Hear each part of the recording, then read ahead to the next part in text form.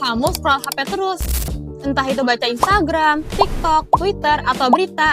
Terus pas kamu taruh HP-nya, kamu malah ngerasa kosong, bukannya kehibur. Yuk, yang aku omongin itu ada tentang kesehatan mental, bukan capek secara fisik. Nah, anehnya, besoknya lagi kamu ngelakuin lagi nih, padahal kamu tahu. Scroll terus malah ngebuat kamu capek. Nah, mungkin aja kamu lagi kejebak sama siklus yang namanya doom scrolling. Halo, aku Ali. Di sini kita bakal ngebahas apa itu yang namanya doom scrolling, kenapa hal tersebut bisa terjadi, dampaknya kesehatan mental, dan bagaimana kita bisa mengatasi hal tersebut agar tidak terjebak terus-menerus. Doom scrolling adalah kegiatan kuliah terus-menerus, entah itu media sosial atau portal media, terutama untuk mencari konten yang bersifat negatif. Entah itu bisa jadi berita buruk, komentar toksik, atau isu yang membuat kita cemas. Namun, masalahnya, walaupun kita sadar akan hal konten tersebut berdampak pada mental kita, membuat kita cemas, kita tetap terdorong untuk terus menontonnya. Nah, bagaimana ini bisa terus terjadi? Ada beberapa penyebab utama yang kami temukan di Halodoc tentang artikel kesehatan. Pertama, kecemasan dan ketidakpastian. Ketika kamu merasa dunia terlalu mengganggu atau chaos, otak kita secara tidak sadar menginginkan rasa aman dan tentram. Salah satunya adalah kita mencari informasi terus-menerus agar kita terhindar dari rasa kecemasan. Kedua, algoritma kita sengaja dibuat agar kita betah berlama-lama dalam media sosial. Dan sayangnya, konten negatif lebih cepat muncul dan menarik perhatian ketimbang konten positif. Ketiga, rasa ingin tahu. Banyak sekali orang ingin mengetahui seluruh informasi, padahal informasi yang ia dapatkan belum tentu berguna untuk dirinya, yang hanya mempengaruhi menjadi kecemasan. Nah, dari ketiga kombinasi ini, kita malah membuat terbentuknya sebuah kebiasaan yang namanya doom scrolling. Siapakah yang paling terdampak? Dari artikel Postal Team yang kami temukan, beberapa penelitian menunjukkan bahwa generasi Z adalah generasi yang paling rentan terkena doom scrolling. Kenapa? Karena intensitas generasi Z yang ada di media sosial sangatlah besar. Juga rasa FOMO atau rasa takut ketinggalan berita juga besar. Lalu, di usia remaja sampai usia dewasa muda, kemampuan regulasi mereka masih sangat berkembang. Yang artinya, ini bukan soal tentang ketidakdisiplinan, tapi juga ada kaitannya antara psikologi dan lingkungan yang menyebabkan efek doom scrolling. Sekarang, kita masuk ke apa saja tanda dan dampak dari doom scrolling. Nah, gejala yang sering banget kita temuin seperti sulit tidur atau merasa gelisah di malam hari, merasa kosong, sedih atau tidak mood, lalu sulit fokus untuk melakukan kegiatan sehari-hari, dan terus merasa terdorong untuk mengecek HP, padahal kita tahu bahwa itu akan menyebabkan perasaan kita tidak enak. Dalam kesehatan mental, terdapat 3 hal dari doom scrolling yang sering dilakukan.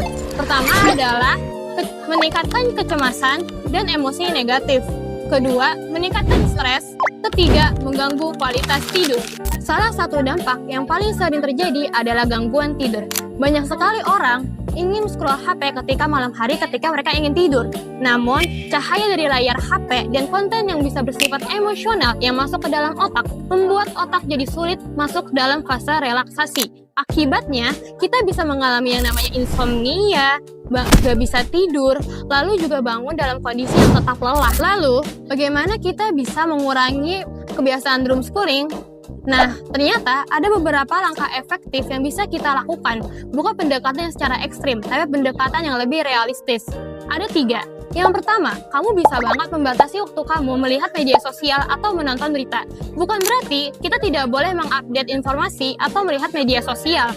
Namun, kamu bisa lebih mendisiplinkan waktumu untuk melihat konten tersebut. Contohnya, seperti kamu memberikan waktu di media sosial selama 15 atau 30 menit di pagi hari atau di sore hari. Kedua, jauhkan ponsel kamu ketika kamu ingin tidur. Kenapa? Karena dari layar ponsel itu bisa menyebabkan perlambatan proses hormon melatonin.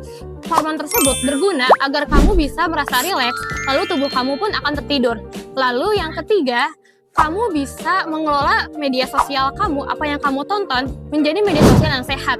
Ketika kamu melihat ada konten media sosial yang membuat kamu merasa cemas atau tidak enak, jangan ragu-ragu untuk memblokirnya. Doom scrolling bisa terjadi bukan karena kebutuhan, tapi juga karena kebosanan. Dari artikel IDN Times tentang doom scrolling, ada beberapa tips agar kamu bisa terhindar dari yang namanya doom scrolling. Yang pertama, menentukan jadwal khusus untuk mengonsumsi informasi. Dengan begini, otak kamu bisa belajar di mana waktunya kamu akan melihat media sosial dan di mana waktunya kamu harus fokus ke hal lain. Kedua, menonaktifkan notifikasi di handphonemu. Karena kenapa? Notifikasi itu sebagai pintu. Ketika notifikasi muncul, kamu akan tertarik atau penasaran untuk melihatnya. Lalu, kamu bisa saja membuka media sosial atau mudah terdistraksi. Mengisi waktu luang dengan alternatif kegiatan fisik. Kamu bisa aja melakukan seperti membaca, berjalan sebentar, atau mengobrol dengan orang-orang, melakukan sosialisasi. Hal tersebut berguna agar kamu tidak lagi bergantungan dengan media sosial atau konten-konten di handphonemu. Kesimpulannya, doom scrolling bisa terjadi bukan karena kebutuhan, tapi karena kebosanan. Karena dari kebiasaan yang lama-lama kita anggap kecil, ternyata menjadi besar. Namun sayangnya, jika doom scrolling ini tidak kita batasi dan tidak kita sadari, itu bisa mengganggu kesehatan mental dan kegiatan aktivitas kita sehari-hari. Maka dari itu, semoga dari video ini kita bisa belajar apa itu pengaruh dari doom scrolling, lalu bagaimana juga cara mengatasinya. Aku Oli, dan semoga video ini bermanfaat untuk kalian semua, dan sampai jumpa di video berikutnya. Bye!